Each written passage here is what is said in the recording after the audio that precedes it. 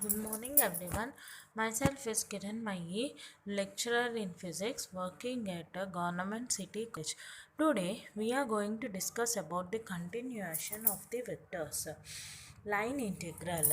The integration of a vector along a curve is called its line integral. As shown in the figure, let PQ be a curve draw between two points and P and Q in vector field. Let di uh, dl be the element of length along the curve PQ at R. Suppose A is the vector at R making an angle theta with the direction of dl. Then A dot dl equals to A dl cos theta. That is dl into A cos theta. Therefore, the above equation shows that the value of A dot dl at any point of the curve is equal to the product of a small element dl and the component A cos theta of A along the direction of dl. The value of A dot dl for the complete curve PQ can be obtained by integrating the above equation. Hence, integral P to O A dot dl equals to integral P to Q dl a cos theta. Integral P to Q A dot dl is defined as the line integral of A along the curve PQ. Examples: if A represents the force acting on a particle moving along the curve from P to Q, then the line integral P to Q A dot dl represents the total work done by the force during the motion of the particle over its entire path from P to Q. Second point, if A denotes the electrical field intensity at any point, then the line integral represents the potential difference between P and Q. Now, here is some examples which shows A dot dl.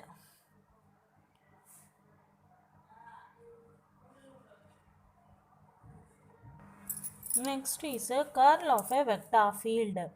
Curl of a vector field is nothing but consider that the vector field is derived as a gradient of the scalar field. In this case, the line integral of the vector round any closed path in the field is 0. Such a field is called as a laminar or a non-curl field.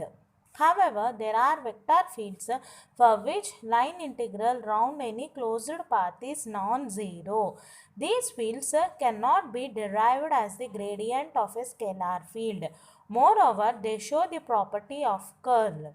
Consider two areas ABCD and A dash B dash C dash D dash in a uniform electric field which is represented by straight parallel lines as shown in figure.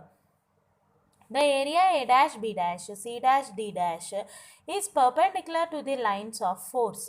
So the contribution to line integrals is 0. For area ABCD, the line integrals along AD and BC are 0, while the line integrals along AB and CD are not 0. This shows that there is a certain orientation of the area for which the line integral is maximum. The curl of a vector field is defined as the maximum line integral of the vector per unit area. It is essentially a vector quantity. The direction is normal to the area. If A is a vector function differentiable at each point xyz in a region of space, then the curl of A expressed by the cross product of del and A, that is curl A is del cross A equals to mod ijk dou by dou x dou by dou y dou by dou z ax ay az. This is the expression of curl in Cartesian coordinates. Next is derivation. Consider an infinitesimal rectangular area ABCD in a vector field along xy plane as shown in figure. Let dx and dy be the sides of rectangular area parallel to x and y axis. Further, let the value of vector field at the center P be A and its components are Ax and Ay along x and y axis.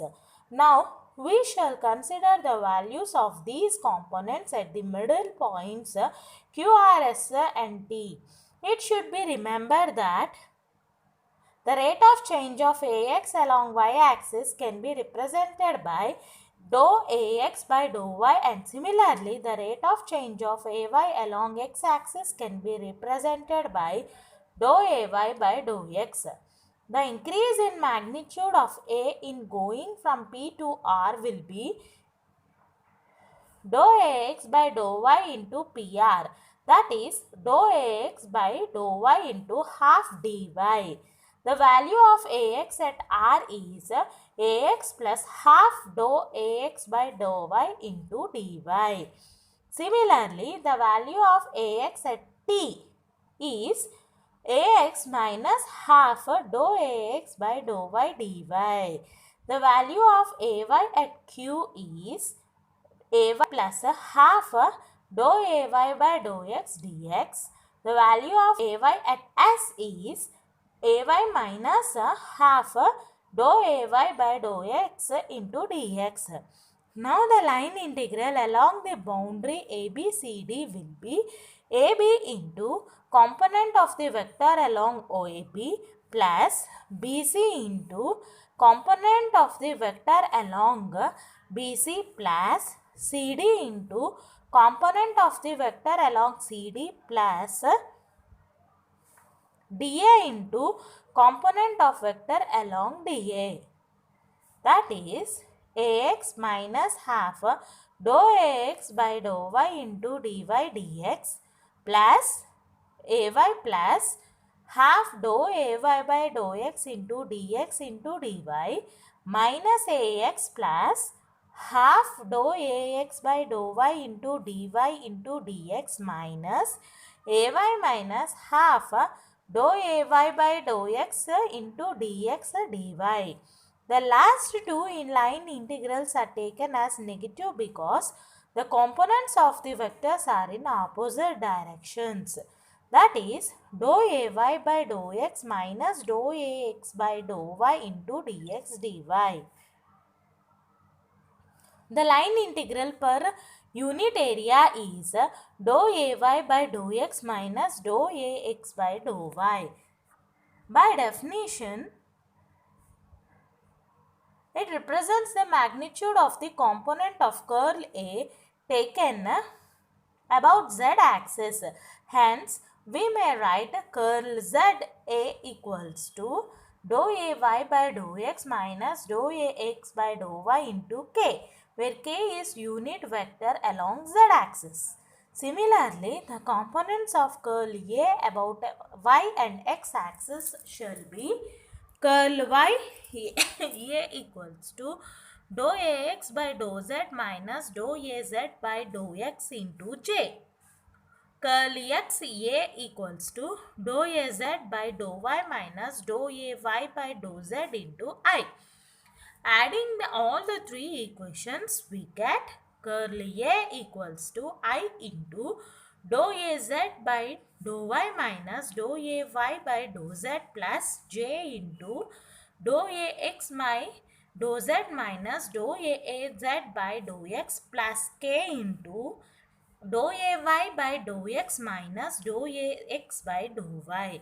In determinant form, the above equation can be represented as curl A equals to mod of ijk dou by dou x, dou by dou y, dou by dou z, Ax, Ay, Az. Curl A in terms of operator del. Consider the vector product of del and vector A. We know that del equals to I dot I into dou by dou x plus j into dou by dou y plus k into dou by dou z. A equals to IAX plus JAY plus KAZ. Del cross A equals to I into dou by dou x plus j into dou by dou y plus k into dou by dou z cross IAX plus JAY plus KAZ. That will be gives rise to the curl A. Therefore, curl A equals to del cross A.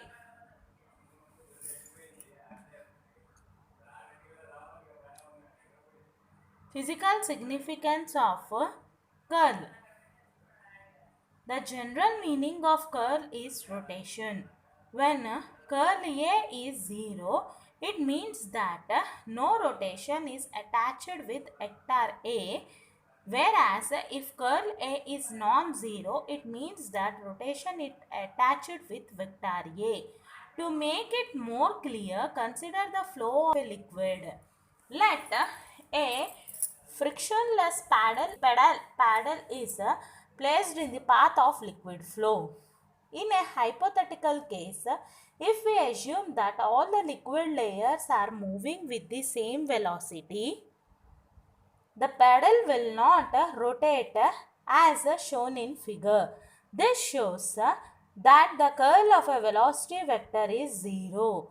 If we consider that the liquid layers are moving with different velocities, then the paddle will rotate as shown in figure B. The rotation is due to non-zero value of curl of velocity vector. Example, consider the following examples.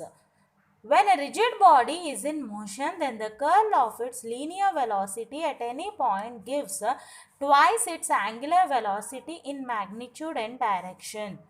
Curl V equals to 2 omega. When a current is passed through a conductor, then magnetic field is developed around it. At any nearby point, the curl of magnetic field represents current per unit area passing through that point. So, curl B is also known as magnetomotive force. The curl of an electric field results the rate of change of magnetic field in perpendicular direction. The curl of magnetic field results the flow of electricity. Different types of vector fields. First one, field having no divergence and no curl. In this case, del dot A equals to 0 and del cross A equals to 0. The examples of such fields are steady state heat flow, electrostatic field, gravitational field, irrotational motion of incompressible ideal fluid, etc. Second one, field having divergence and no curl. In this case, del dot A is not equals to 0 but del cross A equals to 0.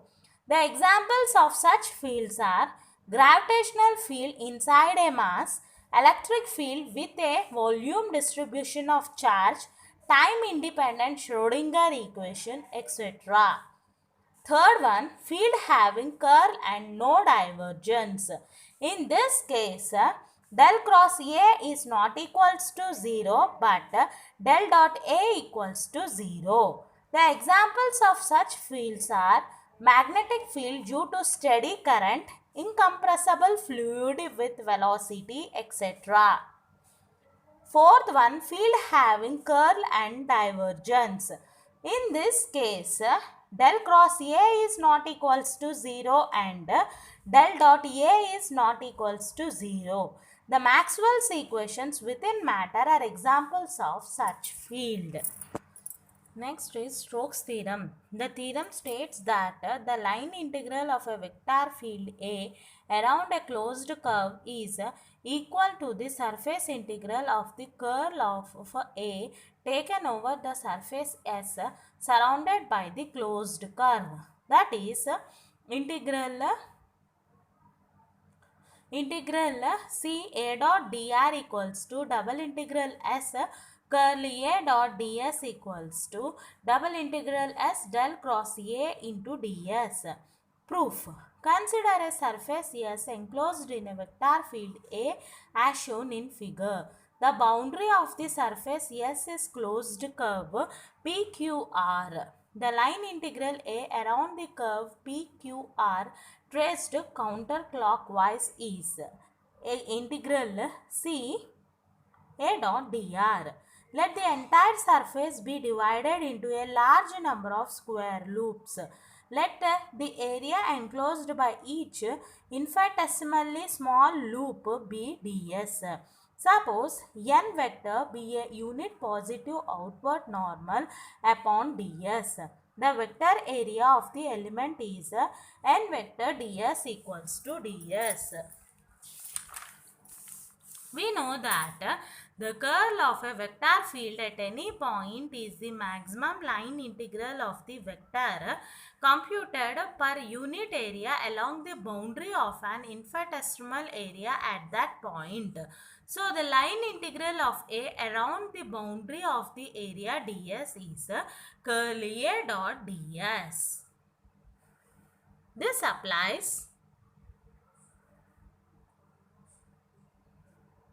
to all surface elements. Hence, the sum of the line integrals of A around the boundaries of all the area elements is given by double integral of S curl A dot ds. This is the surface integral of A. It is clear from figure that the line integrals along the common sides of the continuous elements mutually cancel because they are traversed in opposite directions. Now, the sides of the element which lie in the periphery of the surface contribute to the line integral. The sum of the line integrals on the boundary line of the curve is given by this equation also. Integral closed integral C A dot dr equals to double integral S curl A dot ds equals to double integral del cross A dot ds. This is Stokes' theorem. It is obvious from the above equation that Stokes' theorem gives a method to convert a surface integral into a line integral and vice versa.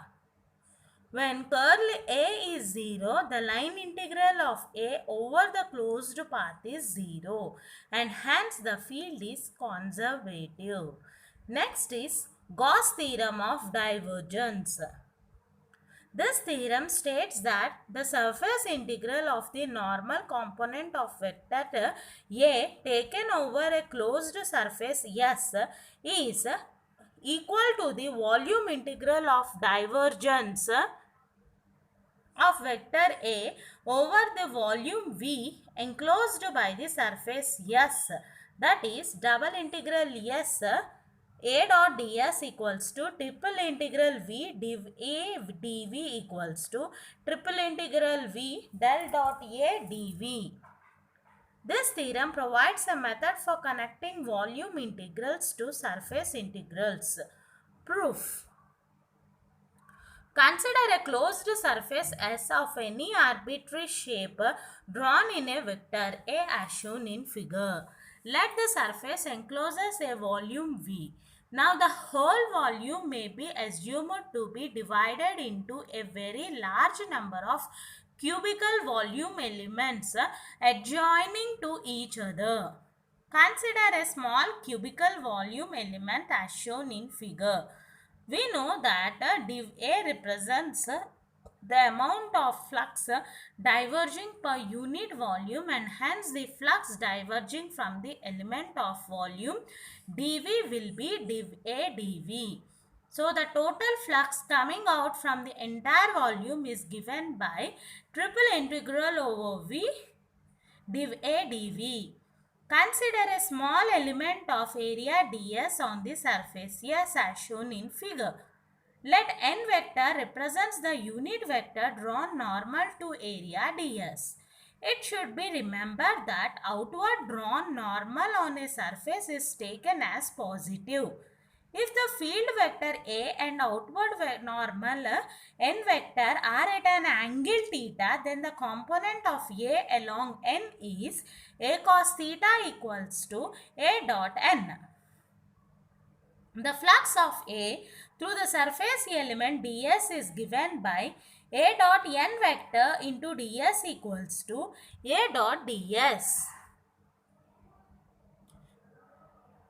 So the total flux through the entire surface S is given by double integral over S A dot ds. This must be equal to the total flux diverging from the whole volume V enclosed by the surface S. Therefore, from the two equations we get double integral A over S A dot ds equals to triple integral over V A dv. This is Gauss theorem of divergence. This Gauss theorem may also be written double integral over S A dot n vector into ds equals to triple integral over V del dot A dv. Next is Green's theorem. If phi and psi are two scalar point functions such that these functions and their first derivatives are continuously differentiable in a region bounded by a closed surface S, then we have a triple integral over V phi del square xi plus del phi dot del xi into dv equals to double integral over s phi del phi del xi dot ds and triple integral over v phi del square xi minus xi del square 5 dv equals to double integral over s phi del xi minus xi del phi dot ds. These equations are known as first and second form of Green's theorem. Proof. Let us take the following mathematical form of Gauss divergence theorem. Triple integral over V div A dv equals to double integral over S A dot ds. Because del xi is a vector quantity, hence phi del xi will also be a vector quantity. Let this is represented by vector A.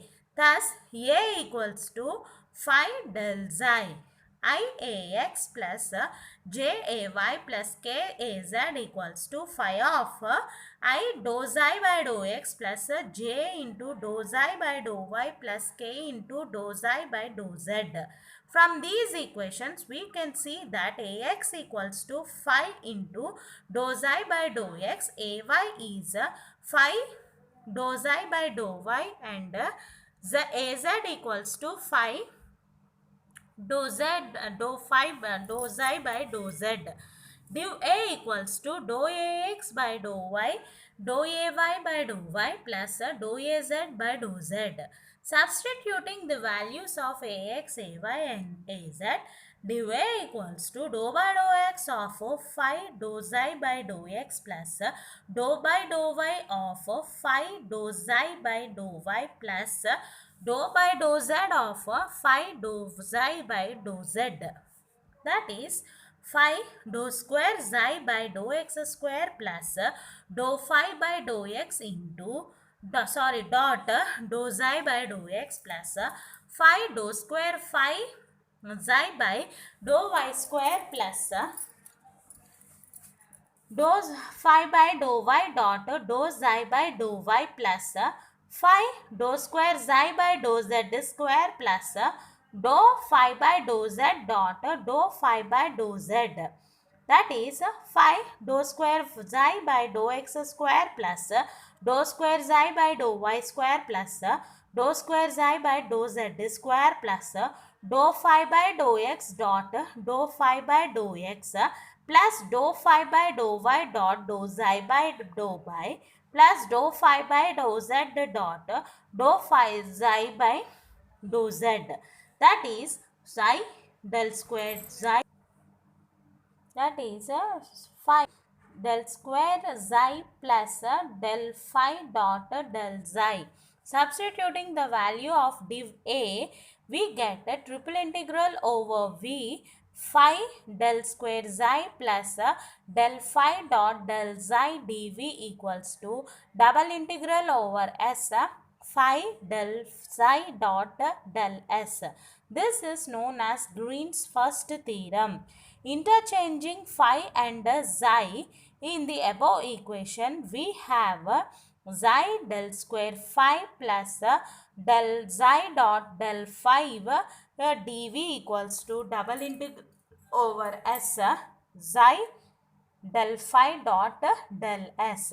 Subtracting the above equation from the Green's first theorem, we get a triple integral over V the 5 del square xi minus xi del square 5 dv equals to double integral over S phi del xi minus xi del phi dot ds. This is known as Green's second theorem, and these are the following examples of the previous theorems.